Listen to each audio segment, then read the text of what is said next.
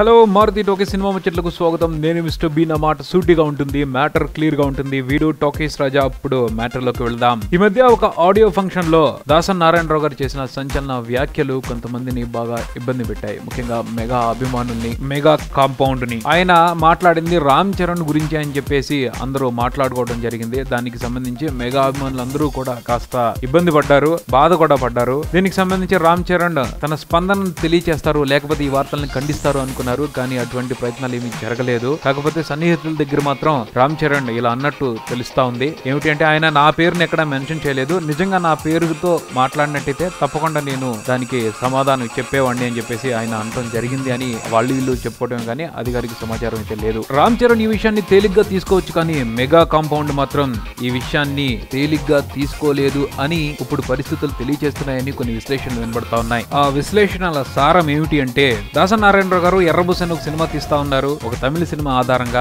ఆ సినిమా మొదలు పెట్టిన రోజునే ఆయన ఫిక్స్ అయ్యారు, నవంబర్ 14 ఈ సినిమాని విడుదల చేస్తున్నాను అని చెప్పేసి. అనుకున్నట్టుగానే ఆ సినిమాని నవంబర్ 14 తీసుకొస్తా ఉన్నారు. అంతా బానే ఉంది. కానీ నవంబర్ 14 మరో సినిమా కూడా వస్తుంది. ఆ సినిమా పేరు పిల్ల నువ్వు లేని జీవితం. మెగా ఫ్యామిలీ మేనల్లుడు సాయి ధరమ్ తేజ్ నటించిన ఈ చిత్రం మీద మెగా అభిమానులు బోల్డెన్ అంచనాలు ఉన్నాయి. ఎందుకంటే సాయి ధరమ్ తేజ్ ఎలా ఉంటాడు, ఎలా చేశాడు, ఆయన పెర్ఫార్మెన్స్ ఎలా ఉంటుంది అని చూడాలని మహా ఉత్సాహపడతా ఉన్నారు. బాక్స్ ఆఫీస్ బరిలో దిగిన తర్వాత ఎర్రబస్సు కంటే కూడా పిల్ల నువ్వు లేని జీవితం గురించి ప్రేక్షకులు ఎక్కువ ఆసక్తి ప్రదర్శించే అవకాశం ఉంటుంది. తప్పకుండా పిల్ల నువ్వు లేని జీవితానికే ఎక్కువ ఇంపార్టెన్స్ ఇస్తారు. అంతేకాకుండా రిలీజ్ పరంగాను, ప్రచారం పరంగాను ఎక్కువ డామినేట్ చేసే అవకాశాలు ఉంటాయి. ఈ అంశాలని పరిగణలోకి తీసుకుని చూస్తే బాక్స్ ఆఫీస్ బరిలో ఎర్రబస్సుకి పెద్ద ఎదురు దెబ్బ అని చెప్పాలి. మెగా క్రేజ్ ని దాటుకుని ప్రేక్షకుల్ని మెప్పించడంలో కానీ, థియేటర్లకు రప్పించుకోవడంలో కానీ ఎర్రబస్సు ఎంతో కష్టపడాల్సి ఉంటుంది. ప్రస్తుతం దాసరి గారి ఎర్రబస్సు మీద ప్రేక్షకులు అయితే పెద్ద అంచనాలు ఏమీ లేవు. సినిమా వచ్చిన తర్వాత టాక్ మాట్లాడాల్సిందే. కానీ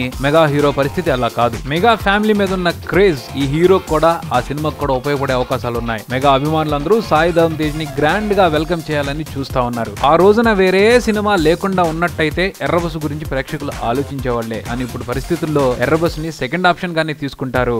ఈ కారణం ఎంత కాదనుకున్నా ఎర్రబస్సు సినిమాకి నష్టం చేకూర్చే అవకాశాలు ఎక్కువగానే ఉన్నాయి. పోతే ఈ అంశానికి సంబంధించి విశ్లేషకులు చూపిస్తున్న అనుమానాలు ఏమిటి అంటే, ఎర్రబస్సు సినిమాని ఎప్పుడో నవంబర్ 14 రిలీజ్ చేయాలని ఫిక్స్ అయ్యారు. కానీ పిల్ల నువ్వు లేని జీవితం సినిమాని రీసెంట్ గానే నవంబర్ 14 ప్రేక్షకుల ముందుకు తీసుకురావాలని డిసైడ్ అయ్యారు. అంటే ఇది కావాలని దాసరి గారి మీద తీర్చుకుంటున్న రివెంజ్ కాదు కదా అని అనుమానాలు వ్యక్తం చేస్తా ఉన్నారు. అనుమానమో అపవాదో మొత్తానికి బాక్స్ ఆఫీస్ బరిలో 2 సినిమాలు దిగుతున్నాయి. ఇక ఎవరి సత్తా ఏమిటో అక్కడే తెలుసుకోవాలి. చూద్దాం మరి దాసరి గారిది పై చేయి అవుతుందో, మెగా ఫ్యామిలీది పై చేయి అవుతుందో. ఇది బుల్టన్. మరో బుల్టన్ తో మళ్ళీ కలుద్దాం. Keep watching Maruti talkies. For me Mister B talkies Raja. Thank you.